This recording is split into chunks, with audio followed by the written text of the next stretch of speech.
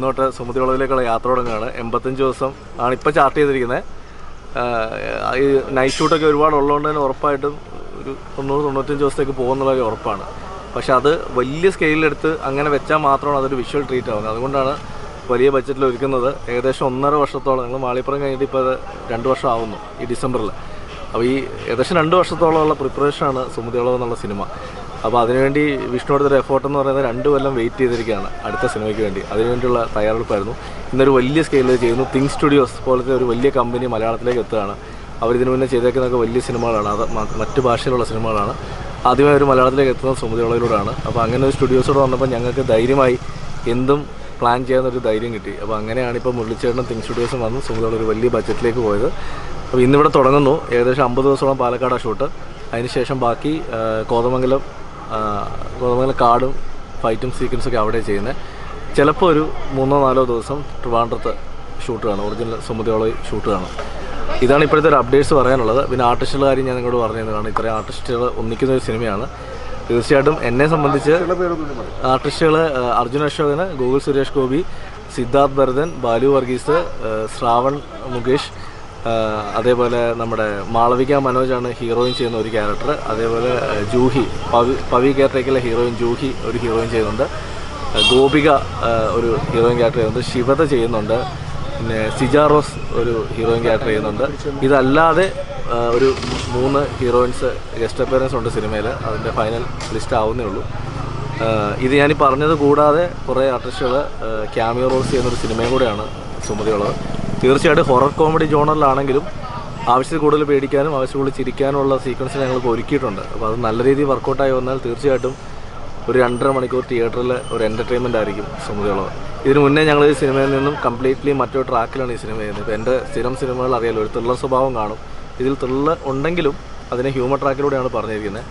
ഈ സിദ്ധാർത്ഥ് ഭരതൻ്റെയൊക്കെ ക്യാരക്ടർ നമ്മൾ ഇതുവരെ കാണാത്ത ഒരു ക്യാരക്ടറായിട്ടൊക്കെ പുള്ളി പ്രസൻറ്റ് ചെയ്യുന്നത്. അപ്പോൾ അതൊക്കെ തീർച്ചയായിട്ടും തിയേറ്ററിൽ ഒരു വിഷ്വൽ ട്രീറ്റ് ആയിരിക്കും. പിന്നെ തിങ്ക് സ്റ്റുഡിയോസ് വന്നുകൊണ്ട് തന്നെ ഇതൊരു പാൻ ഇന്ത്യൻ ലെവലിലാണ് ഞങ്ങൾ ഒരുക്കുന്നത്. അവിടെ തന്നെ മറ്റ് ഭാഷകളിൽ നിന്നുള്ള ആർട്ടിസ്റ്റുകളെ ഞങ്ങൾ ഇൻവോൾവ് ചെയ്യുന്നുണ്ട്. തീർച്ചയായിട്ടും മെയിലാണ് ഞങ്ങളിത് റിലീസ് പ്ലാൻ ചെയ്യുന്നത്. അതുകൊണ്ടാണ് ഇനിയുള്ള ദിവസങ്ങൾ അത്രയും ക്രൂഷ്യലാവുന്നത്. അപ്പോൾ മെയിൽ തീർച്ചയായിട്ടും തിയേറ്ററിൽ ഒരു വിഷ്വൽ ട്രീറ്റായിട്ട് സമുദ്രവളവ് കാണും. ഇപ്പോഴത്തെ ഇട്ട ബഡ്ജറ്റിൽ നിന്ന് മേളിൽ പോകുന്നത് ഒരു ഉറപ്പുള്ളതുകൊണ്ട് തന്നെ സൈഡിൽ നിന്ന് ചോദിക്കേണ്ട. തിങ്ക് സ്റ്റുഡിയോസൊക്കെ ഞങ്ങളെ നോക്കി തുടങ്ങി. എന്തായാലും ഒരു ഇൻ ബിറ്റ്വീൻ ഒരു 15 to 20 ബഡ്ജറ്റ് വരുന്നൊരു സിനിമയാണ് സമുദ്രവളവ്. അതിൻ്റെ ടെൻഷനുണ്ട്. പക്ഷേ ആ ടെൻഷൻ ഞങ്ങൾക്ക് നന്നായിട്ട് അറിയാം. അത് പ്രേക്ഷകർ ഞങ്ങളെ സ്വീകരിക്കുമെന്നും അത് തിയേറ്ററിൽ ഒരു വലിയ ഹിറ്റായി ഞങ്ങൾക്ക് കിട്ടുമെന്നുള്ള നല്ല ഉറപ്പിലാണ് ഞങ്ങളത് ചെയ്യുന്നത്. അത്രയും വലിയ റിസ്ക് എടുത്ത് അത്രയും ബഡ്ജറ്റിൽ ഈ പടം ചെയ്യുന്നത്. അപ്പോൾ അത് ദൈവം കൂടെ നിന്നാൽ, നിങ്ങൾ മീഡിയാസൊക്കെ സപ്പോർട്ട് ചെയ്താൽ തീർച്ചയായിട്ടും തിയേറ്ററിൽ ആൾ വരും. അന്യഭാഷയിൽ നിന്ന് ക്യാമിയോ റോളുകൾ ഉണ്ടാവുന്നു. അന്യഭാഷയിൽ നിന്ന് ക്യാമിയോ റോൾസ് പ്രതീക്ഷിക്കാം. സംസാരം നടക്കുന്നേ ഉള്ളൂ. പക്ഷേ എത്തും തീർച്ചയായിട്ടും. നമ്മൾ തിങ്ക് സ്റ്റുഡിയോസൊക്കെ വന്നുകൊണ്ട് തന്നെ നമുക്ക് സംസാരിച്ച് കൊണ്ടുവരാൻ പറ്റും. അതിൻ്റെ ഒരു ശ്രമം നടക്കുന്നുണ്ട്. തീർച്ചയായിട്ടും പറഞ്ഞില്ലേ, ഒരു പാൻ ഇന്ത്യൻ സിനിമയായിട്ട് ആലോചിക്കുന്നതുകൊണ്ട് തന്നെ അതിലേക്ക് ക്യാമിയോ റോൾസ് ക്ലൈമാക്സിലെത്തും. തീർച്ചയായിട്ടും കാണും. പിന്നെ അറിയാനോ വെറുതെ കേട്ടോ, ഇവിടെ ലൊക്കേഷൻ പണിയൊന്നുമില്ല. വെറുതെ ചെറിയ സാധനം. പിന്നെ നമ്മുടെ ദേവനന്ദയും ശ്രീപദും വീണ്ടും ഒന്നിക്കുന്ന സിനിമയും കൂടെയാണ്. അവരെയും ഇതിൽ ഹ്യൂമറിലാണ് അവരുടെ ക്യാരക്ടേഴ്സ് പോകുന്നത്.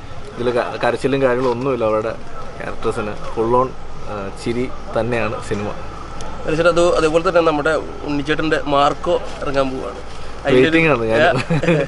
കാരണം അതിൻ്റെ ഓരോ അപ്ഡേറ്റ്സ് കാണുമ്പോഴത്തേക്ക് ഇവൻ എന്തൊക്കെയാണ് ചെയ്തു വെച്ചിരിക്കുന്നത്. അത് വൻ സ്കെയിലാണല്ലോ. തീർച്ചയായിട്ടും ഡിസംബർ 25 20-25 അല്ലേ റിലീസ്. തീർച്ചയായിട്ടും അത് മറ്റൊരു വിഷ്വൽ ട്രീറ്റ് ആയിരിക്കും തിയേറ്ററിൽ. തീർച്ചയായിട്ടും ഉണ്ണിമോഹൻ്റെ കരിയറിലെ എനിക്ക് തോന്നുന്നു അടുത്തൊരു ബെഞ്ച് മാർക്കായിരിക്കും മാർക്കോ, ഉറപ്പുള്ള കാരണം. അതിൻ്റെ കുറച്ച് സീക്വൻസുകൾ ഞാൻ കണ്ടതൊക്കെ ഹെവി സീക്വൻസുകളാണ്. മലയാള സിനിമയ്ക്ക് ചിലപ്പോൾ സ്വപ്നം കാണാൻ പറ്റാത്ത അത്രയും ഹെവി സീക്വൻസുകൾ, ആക്ഷൻ ബ്ലോക്കുകൾ സിനിമയെ കൊണ്ട് വെച്ചിട്ടുണ്ടാണ്. ഉണ്ണി ബേസിക്കലി ആക്ഷൻ എന്ന് വെച്ചാൽ ഭ്രാന്തുള്ള ഒരുത്തരാണ്. എനിക്ക് അനുഭവം ഉള്ളതാണ്.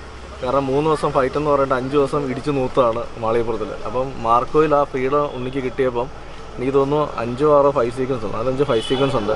തീർച്ചയായിട്ടും തിയേറ്ററിൽ ഒരു ഇമ്പാക്റ്റ് ആയിരിക്കും ഉറപ്പായിട്ടും. ഈ മാളികപ്പുറത്തിൽ ചെയ്യുമ്പോൾ ഒരു നമ്മുടെ ശരിക്കും ഒരു അയ്യപ്പൻ അങ്ങനത്തെ ഒരു ക്യാരക്ടർ ആണല്ലോ ആൾക്കാർക്ക് ഒരു വിശ്വാസത. ഇത് ശരിക്കും തിരിച്ചും ഒരു വ്യത്യസ്തമായിട്ടുള്ള ഒരു ഓപ്പോസിറ്റ് ക്യാരക്ടർ ആണല്ലോ ഇതിനകത്ത്.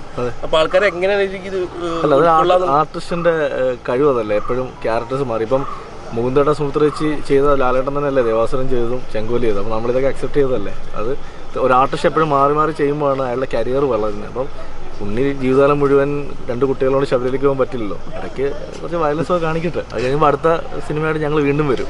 അപ്പോൾ ഞാൻ നോക്കട്ടെ ഏതെങ്കിലും ഭക്തിപടം എന്നല്ല. ഇപ്പോൾ മാളികപ്പുറം ഭക്തിപടം എന്നൊരു ലേബലിൽ മാത്രം വെക്കണ്ട. മാളികപ്പുറം അതൊരു എൻ്റർടൈൻമെൻറ്റ് തന്നെ ആയിരുന്നു.